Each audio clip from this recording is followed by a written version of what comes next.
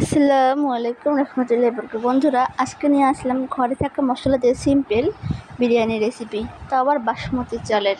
ঝটপট ঘরে থাকা মশলা দিয়ে বানিয়ে নিন এই সিম্পল মজাদার বিফ বিরিয়ানি।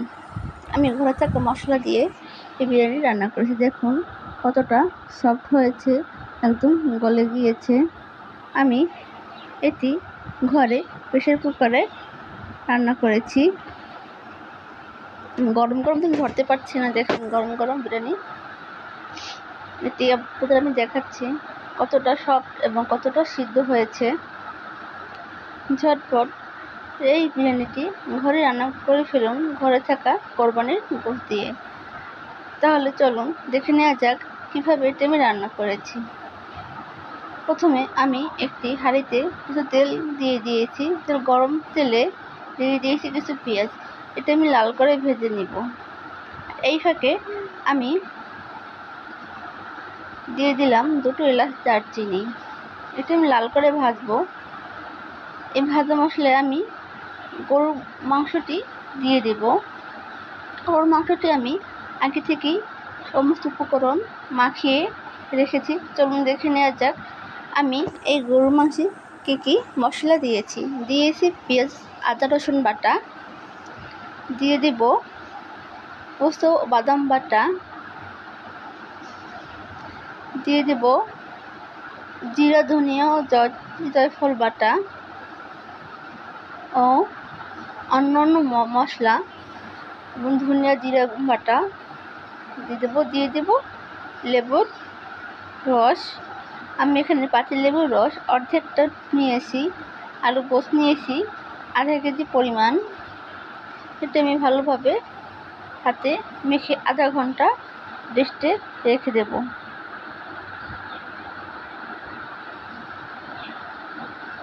দিয়ে দেব 2 প্যাকেট গরুর দুধ, 10 টাকা দামের। আমি যেহেতু এখানে টক দই ব্যবহার করতেছি না, তার আমি দুধ দিয়েছি ও লেবু রস দিয়েছি। এটি আমার টক দইয়ের কাজ করবে। ভালোভাবে মাখিয়ে নিব।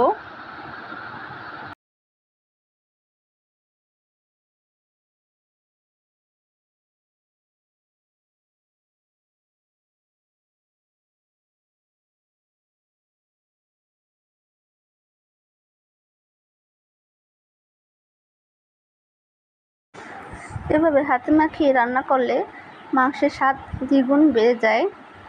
তাই আমি চাচ্ছি সকল সব মশলা হাতে বেটে দিতে। আমি এখানে কোনো পানি ব্যবহার করব না, মাংস এমনি পানি বের হয়ে যাবে। দিয়ে দিচ্ছি স্বাদ অনুযায়ী মরিচ গুঁড়ো ও হালকা হলুদ গুঁড়ো দিয়ে আবারও আমি ভালোভাবে মেখে নিব।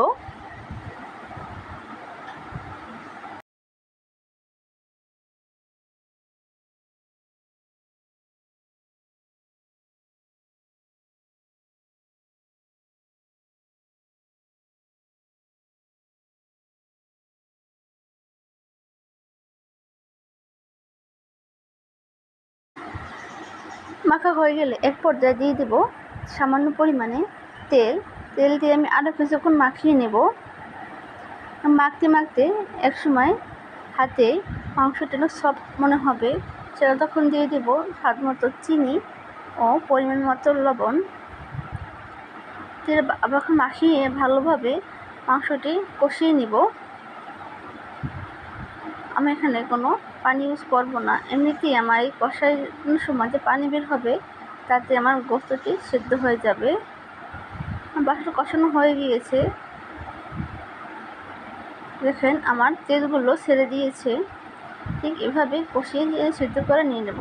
আমি একটি সসপ্যানে দিয়ে দিয়েছি গরম পানি ও 2 টুকরো এলাচ, দারচিনি ও স্বাদ অনুযায়ী লবণ।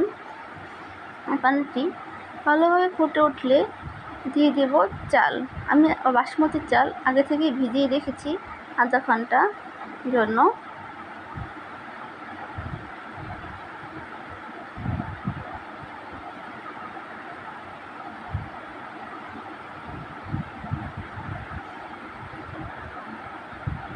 আমি পানি ফোটার জন্য ওয়েট করতেছি। পানি ফুটে উঠলে তাতে দিয়ে দেব চালগুলো।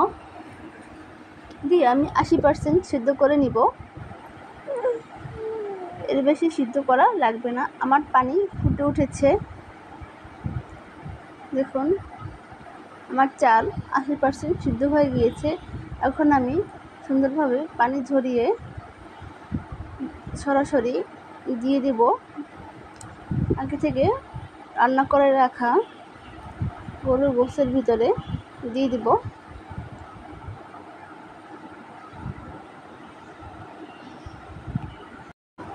আর হ্যাঁ, এখানে আমি 2 কাপ পরিমাণে বাসমতি চাল নিয়েছি। যেহেতু আমার মাংস কম, তাই আমি 2 কাপ পরিমাণ চাল নিয়েছি। চালের পরিমাণটা বলে দিলাম।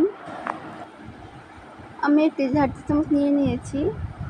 ঝাড়তি চামচ দিয়ে দেব এক এক করে। আমি একবারে সব চাল দেব না, আমি দুভাবে দেব। অর্ধেক চাল আমি দিয়ে দিয়েছি। এখন তার উপরে দিয়ে দেব আলুগুলো দেওয়া হয়ে গেলে তার উপরে আবার আমি চাল দিয়ে দিব।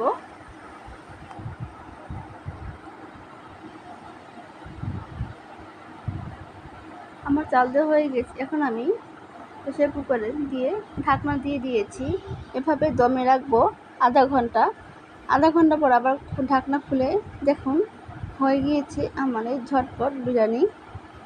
দেখুন চালটা কত ঝরঝরে হয়েছে এবং পারফেক্টভাবে হয়েছে। আমার একটুকু লেগে যায়নি বা কম বা বেশি হয়নি, সমানভাবে হয়ে গিয়েছে। আপনাদের আমি নিচ থেকে উঠিয়ে দেখাচ্ছি। দেখুন নিচ থেকে এখন যেমন জুসি ঝরঝরে, নিচ থেকে একটুকু লেগে যায়নি এবং পারফেক্টভাবে সিদ্ধ হয়েছে। দেখুন আপনাদের আমি পরিবেশন করে দেখাচ্ছি। দেখুন কত সুন্দরভাবে হয়েছে ঝটপট এই বিরিয়ানি, কতটা সফট এবং সুসিদ্ধ হয়েছে।